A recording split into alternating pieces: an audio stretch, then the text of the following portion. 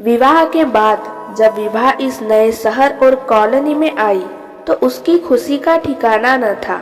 यहाँ की सुंदरता, हरियाली, साफ सुथरी सड़कें और सामने की एक विशाल झील ने उसे अपने मोहपास में बांध लिया था।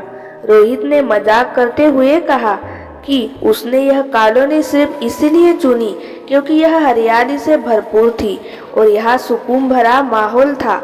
उन दोनों की नई नई शादी का दौर था। विभा को रोहित का पहला प्यार भाने लगा था। उसने सोचा कि भले ही वह अपनी छोटी बहन तृषा से बार बार हारी हो, लेकिन शादी के मामले में उसने उसे मात दे दी है। विभा का तृषा से गहरा लगाव होने के बावजूद वह अक्सर उसके सामने अपने आप को कमतर महसूस करती थी। तृषा हमेशा सुंदर, होशियार और सफल रही थी, जबकि विभा को संघर्ष करना पड़ा था। नौकरी और रिश्तों में उसे तृषा के सामने कभी अपनी पहचान नहीं मिल सकी थी। यहाँ तक कि उसकी माँ भी उसे तृषा से कमतर मानती थी।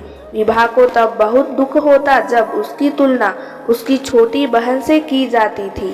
रोहित का विभा को चुनना उसके लिए एक बड़ा संबल था, परंतु जब विभा ने रोहित से पूछा कि उसने उसे क्यों चुना तो उसका जवाब सुनकर विभा का मन टूट सा गया।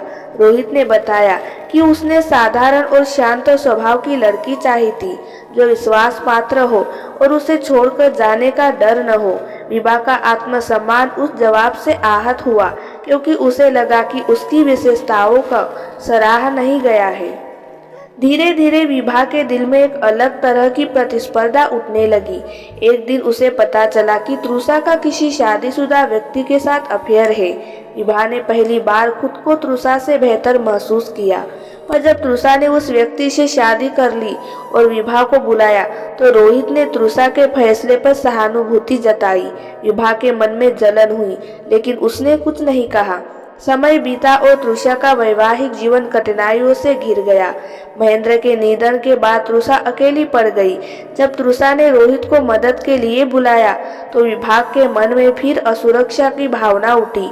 उसे लगा कि शायद रोहित अब तृषा को सहारा देकर उसके करीब हो जाएंगे। इस असमंजस में विभा का मन उसी उजड़ी झील की तरह हो गया था जो पहले उसकी खुशियों की प्रतीक थी। विभा को महसूस हुआ कि कहीं न कहीं उसके मन में तृषा से जीतने की इच्छा इतनी गहरी थी कि वह उसके दुख में भी राहत खोजने लगी थी।